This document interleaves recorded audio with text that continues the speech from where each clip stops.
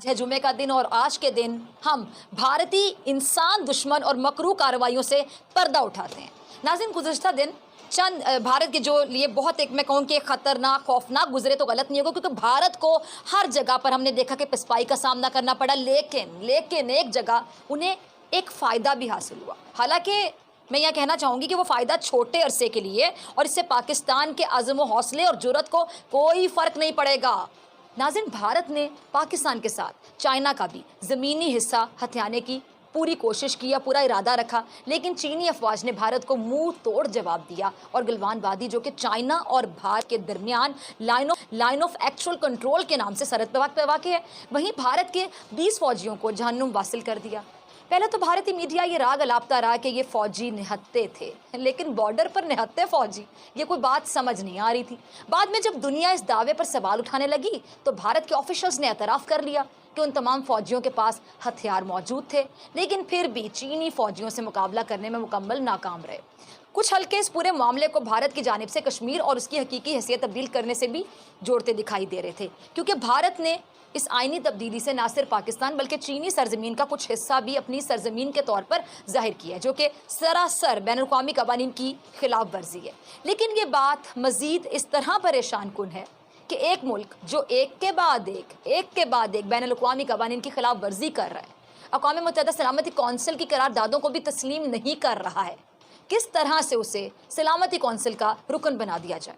इस हवाले से पाकिस्तान ने क्या कोशिशें की, क्या काविशें की, इस रुकनीत से क्या पाकिस्तान को कोई नुकसान पहुंचेगा, इस पर भी मेहमानों से मैं बात करूंगी। यहाँ एक और बात वो ये कि जो बहुत अहम है, बेहद अहम है, कि कल पाकिस्तान की अदालत ने इमरान फारूक कत्ल केस में मुलविस अफराद को सज़ाएँ सुनाई और बानी एमक्यूएम को भी पेश करने का हुक्म दिया। और आज कराची, घोटकी और लाड़काना में धमाके हुए और कुछ सोशल मीडिया अकाउंट से उनकी जिम्मेदारी कबूल करने की अफवाहें भी आई हैं। अब इन जिम्मेदारियों का तयन तो सिक्योरिटी इदारे करेंगे, लेकिन इशारे जो भारतीय एजेंसी रॉ उसके स्लीपर सेल्स की जानिब भी जा रहे हैं।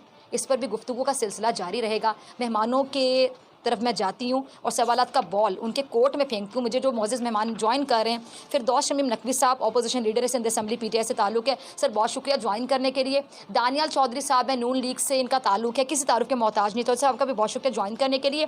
Defence analyst, senior defence analyst general Amjad Shoaib साहब भी हमें ज्वाइन करेंगे आपसे कुछ देर के बाद। जनरल साहब आपका भी बहुत शुक्रिया ज्वाइन करने के लिए। गुफ्तगू का आगाज़ मैं फिरदौस शमीम नकवी साहब आपसे करना चाहूँगी। आप हुकूमत की तर्जुमानी कर रहे हैं सर, आप बताइए कि तहरीक इंसाफ ने इस हवाले से क्या कोशिश की या कोई काविशें उनकी हम देखें कि की गई हों? क्या मुखालिफत में एक वोट डालना, नकवी साहब आपको लगता है कि काफ़ी था? पाकिस्तान है कि चाइना, अमरीका, रूस और जो दीगर ममालिक हैं जिनसे ताल्लुकात अच्छे हैं, जिनसे अच्छे ताल्लुकात, उनकी बात कह रही हूँ, क्या इस रुकनीत को रोकने की कोशिश की उन ताल्लुकात का इस्तेमाल करते हुए? देखिए, पाकिस्तान ने इसमें भरपूर कोशिश की थी। ये कोशिश भारत बड़े दिनों से कर रहा था और परमानेंट मेंबर बनने की भी कोशिश कर रहा था। उसके काउंटर में सिर्फ जो हम कर सके वो भी मैं समझता हूँ काफ़ी बड़ी कामयाबी है कि हमने 3-4 ममालिक के साथ उनको भी आए हैं जिधर मेरे ख़्याल से अगर आप उनका वोटिंग रिकॉर्ड देखेंगे तो उनका वोटिंग रिकॉर्ड इंडिपेंडेंट या प्रो पाकिस्तान रहा है। जो बाकी 4 मेंबरान इलेक्ट हुए हैं, मैक्सिको, आयरलैंड, नॉर्वे, ये इन सब का अगर देखेंगे या इंडिपेंडेंट रहा है या प्रो पाकिस्तान रहा है। तो एक चीज़ है कि इसमें कोई शक नहीं है कि भारत की आबादी और उसकी मईशत का साइज़ बहुत सारी हुकूमतों के लिए Bharat as a trading partner essential है और वो इस फैसले पे असरअंदाज होता है। तो ये हकीकत है। इस हकीकत को सिर्फ एक ही तरीके से काउंटर किया जा रहा है, वो भारत के किरदार से, कि भारत अपना असर व रसूख पूरी दुनिया पे जिस तरह लेके आना चाहता है वो फाशिस्ट तरीका है। वो जो मुसलमानों के साथ, पूरे मुसलमान एक बहुत बड़ी अक़लियत है भारत में, उनके साथ जो सलूक रवा रखा है वो इंसानियत सोज़ है। जो उसके हमसायों से ताल्लुक़ है वो भी अच्छे नहीं हैं और वो हर तरीके से हेजेमनी पे यकीन रखता है। چاہے وہ سری لنکا کا ہو، چاہے نیپال ہو، چاہے چائنا ہو، چاہے پاکستان ہو، چاہے بنگلہ دیش ہو، چاہے میزورام کی ٹریٹری ہو، ہر جگہ آپ کو یہی نظر آئے گا کہ وہ اپنی ہیجمنی چاہتا ہے۔ ٹھیک ہے جی، ڈالیں آپ کی طرف آنا چاہوں گی۔ آپ نے گفتگو سنی، شمیم صاحب کے بھی پوائنٹس آپ نے سنے، فردوس شمیم صاحب کے، کیا آپ ان کی وضاحت سے اتفاق کرتے ہیں؟ کیا تحریک انصاف نے صحیح معنوں میں آپ کو لگتا ہے کہ کوشش کی اس رکنیت کو روکنے کی؟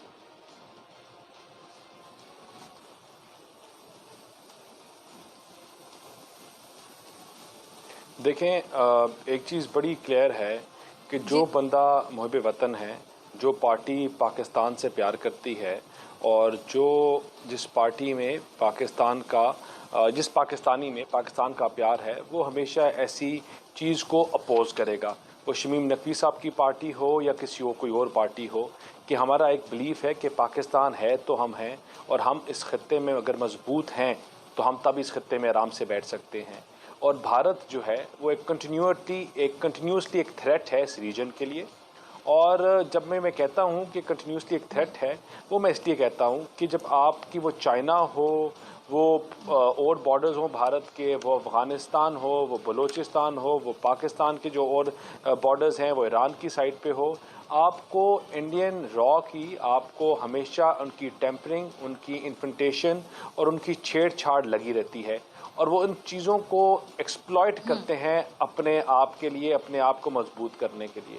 لیکن انفارچونیٹ ہے کہ بڑا فارچونیٹ ہے کہ ہر دفعہ وہ ایکسپوز ہوتے ہیں، اور پاکستان اور اس ریجن میں بار بار ان کو ایکسپوز کرنے میں کامیاب ہوا ہے۔ جہاں تک اس چائنا کی ایشو کی بات ہے، دیکھیں بھارت اپنے آپ کو بہت عرصے سے چائنا کا ایک بہت بڑا کمپیٹیٹر شو کر رہا ہے۔ وہ اپنے آپ کو شو کر رہا ہے کہ میں بھی اتنا ہی مضبوط ہوں جتنا چائنا مضبوط ہے۔ لیکن انفارچونیٹلی ریالٹی میں صحیح۔ آپ کبھی بامبے یا ان کے اور کسی شہروں کے ایئرپورٹ میں اترے تو وہاں سے آپ کو پتہ چل جاتا ہے اس ملک کی کیا مضبوطی ہے۔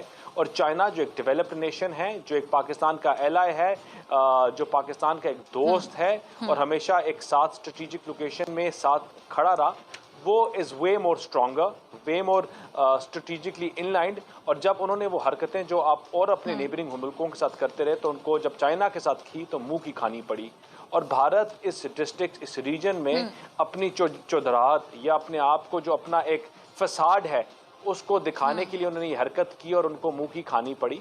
اور آپ آنے والے دنوں میں اور آنے والے ٹائم پہ آپ دیکھیں گے کہ ان کی یہ چیز اور جو ان کی میلافائڈی انٹینٹس ہیں وہ اور زیادہ ایکسپوز ہوں گی۔ اور خاص طور پہ مودی حکومت، دیکھیں آپ کو جب آپ انڈیا کی بات کرتے ہیں تو آپ ایک مینٹیلٹی کی بات کر رہے ہیں، اب وہ ہے مودی مینٹیلٹی، وہ سپریسزم کی، وہ لوگوں کو دبانے کی، وہ کشمیر ہو یا کوئی اور ہو، کہ جو انہوں نے حال کر دیا انڈین آکوپائڈ کشمیر کا، جو پاکستان کا حصہ تھا، جو پاکستان کا حصہ رہے گا، اس میں جو لوگوں کے ساتھ بربریت، جو ظلم، جو زیادتی، وہ آپ کو دنیا میں اس کی اگزامپل نہیں ملتی۔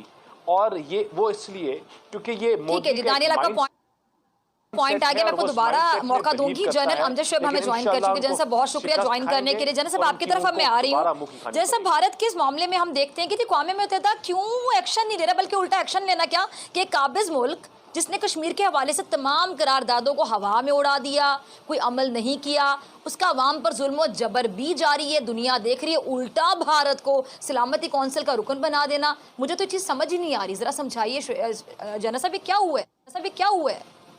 بسم اللہ الرحمن الرحیم۔ دیکھیے بھارت اکیلا کینڈیڈیٹ تھا، اس کے مقابلے پہ تو کوئی کھڑا تھا نہیں وہاں پہ، جس کی وجہ سے کوئی مقابلہ ہوتا اور پھر اس میں یہ فیصلہ کیا جاتا کہ ان دونوں میں کون بہتر ہے اور اس کو وہاں پہ ممبرشپ دی جائے۔ تو ایک تو یہ المیہ تھا کہ بھارت کا الیکشن تقریباً آپ کہہ لیجیے کہ طے شدہ بات تھی۔ دوسری یہ ہے کہ مسائل ہمارے خطے کے ممالک کے ہیں، تقریباً سارے ملکوں کے مسائل ہیں بھارت کے ساتھ، اور بھارت ایک ایکسپینشنسٹ پاور ہے، ایک وہ ملک ہے جس نے کہ اقوام متحدہ کی قراردادیں جو ہیں ان کو پامال کیا ہے۔ اور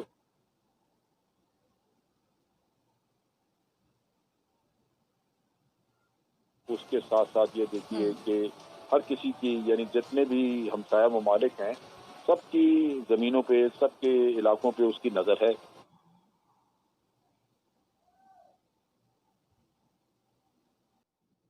جی۔ ایک ایکسپینشنسٹ پاور ہے، ایک وہ ملک ہے جس نے کہ اقوام متحدہ کی قراردادیں جو ہیں ان کو پامال کیا ہے، اور اس کے ساتھ ساتھ یہ دیکھیے کہ ہر کسی کی، یعنی جتنے بھی ہمسایہ ممالک ہیں سب کی زمینوں پہ، سب کے علاقوں پہ اس کی نظر ہے، اور ہر جگہ وہ کہیں نہ کہیں پاؤں پھیلانے کی کوشش کر رہا ہے۔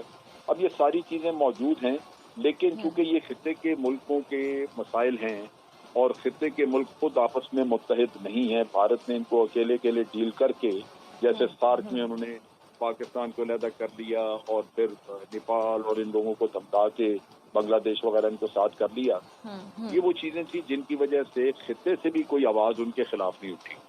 اب چیز یہ ہے کہ بھارت ممبر بن گیا، بالکل، اور بھارت کے ممبر بننے سے پاکستان کے لیے کچھ چیلنجز ہوں گے۔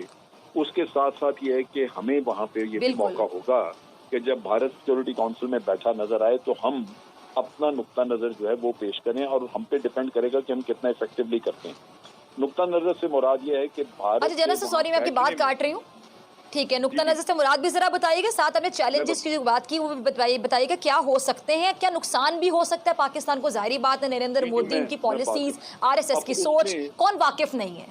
اس میں ہم نے بھارت کا اصل چہرہ دکھانا ہوگا اور دنیا کو بار بار یہ سوال کرنا ہوگا کہ کیا ایسے ملک کا وہاں بیٹھنا مناسب ہے جو انسانی حقوق کا بہت بڑا پامال کرنے والا ہو، جس کے اوپر اقوام متحدہ کے انسانی حقوق کے ادارے جو ہیں وہ وہاں پہ کہیں کہ جناب یہاں کشمیر میں فیکٹ فائنڈنگ مشن جانا چاہیے اور بھارت ان کو اجازت نہ دیتا ہو۔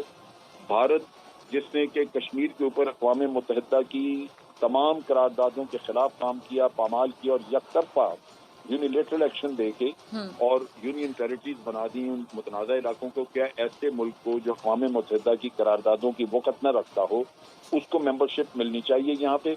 اور پھر وہ ایسا ملک جو اپنے ہمسایہ ملکوں کے ساتھ تہذیب یافتہ رویہ نہ رکھ سکتا ہو، دھونس اور دھمکی ان پہ جماتا ہو، اور اس کے ساتھ ساتھ ان کے علاقوں پہ نظر رکھتا ہو، کیا ایسے ملک کو جگہ دی جا سکتی ہے، کیا اس سے توقع کی جا سکتی ہے کہ وہ انصاف کا ساتھ دے گا؟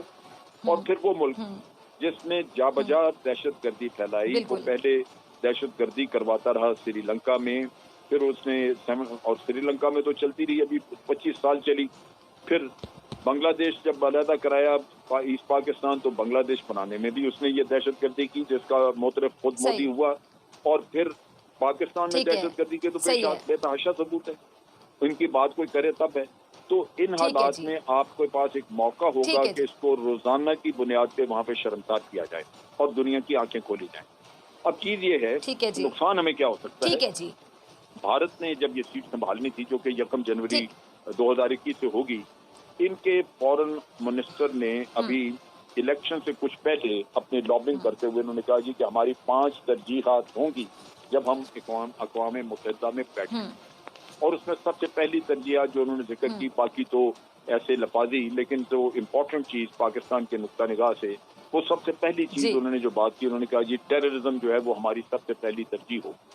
اب ٹیررزم کی بات جو وہ کرتے ہیں تو اس میں وہ ٹیررزم کو ختم کرنا، یہ اپنا جو ٹیررزم کرا رہے ہیں اس کی بات تو وہ لازمن نہیں کریں گے، وہ صرف ایک ہی نقطہ ان کا سارا ایجنڈا ایک نقطے کا ہوتا ہے، اور وہ یہ کہ پاکستان ہمارے گھر میں ٹیررزم کرواتا ہے۔ اور یہ وہ راگ انہوں نے اتنا الاپا کہ ٹیررزم کے وہاں واقعات نہیں بھی ہوتے، حالانکہ الٹ ہے جنرل صاحب، وہ ٹیررزم کرواتے ہیں ہمارے ہاں۔ اب اسی سے میں ایک سوال نکالوں گی نقوی صاحب آپ کے لیے، ٹھیک ہے جنرل صاحب آپ کا پوائنٹ آگے بالکل۔ میں ذرا ڈاکٹر صاحب میں 1 سیکنڈ ذرا مجھے یہ وضاحت کرنے جی کمپلیٹ کیجیے۔ جی اچھا، اب بات یہ ہے جی جنرل صاحب کہ وہ ان کے ملک میں کوئی اگر دورے پہ آ جائے، کوئی باہر کی شخصیت آ جائے، جو جوائنٹ کمیونٹی کا ایشو ہوتا ہے اس میں لازماً یہ شامل ہوتا ہے پہلا پوائنٹ کہ ہمسایہ ملکوں کی طرف سے جو بھارت میں دہشت گردی کرائی جا رہی ہے ہم اس کے خلاف ہیں، وہ بند کی جائے۔ جی جب بھارت سے کوئی جاتا ہے کہیں باہر، خود مودی جائے، تو وہاں سے جو کمیونیکیشن ایشو ہوتا ہے اس میں لازماً یہ ہوتا ہے کہ جناب جب بھی ہمسایہ ممالک جو ہیں ان کو احتیاط کرنی چاہیے، یہاں خطے میں دہشت گردی نہیں کرانی چاہیے، یعنی وہ پاکستان کو کوئی لمحہ، کوئی جگہ، کوئی موقع نہیں ہوتا جہاں بخشے نہ، اور خود انہوں نے اپنے ماسس میں، انہوں نے اپنے لوگوں میں، لیڈرز میں، خواہ وہ اپوزیشن کا ہو، خواہ وہ، اس میں یہ چیز اتنی ان کے ذہنوں میں انسٹل کر دی ہے، ڈال دی ہے کہ وہ ہر بات پہ کہتے ہیں کہ جی پاکستان تو دہشت گردی کراتا ہے، تو دہشت گردی ہے کہاں، لیکن پاکستان کراتا ہے۔ اب چیز یہ ہے کہ صحیح. ہمیں دہشت گردی صحیح, کا ٹھیک ہے 70,000 لوگ ہم نے مارے. ہمارا لیڈر تو کبھی بولے ہی نہیں. ہماری پچھلی حکومت میں جو لیڈر تھے انہوں نے تو بلکہ یہاں تک کہا کہ کیا ہمیں بامبے میں بھیجنے چاہیے تھے لوگ جو جا کے یہ وہاں پہ اتنے 160 لوگوں کو مارے. ہمارا لیڈر تو کبھی بولے ہی نہیں.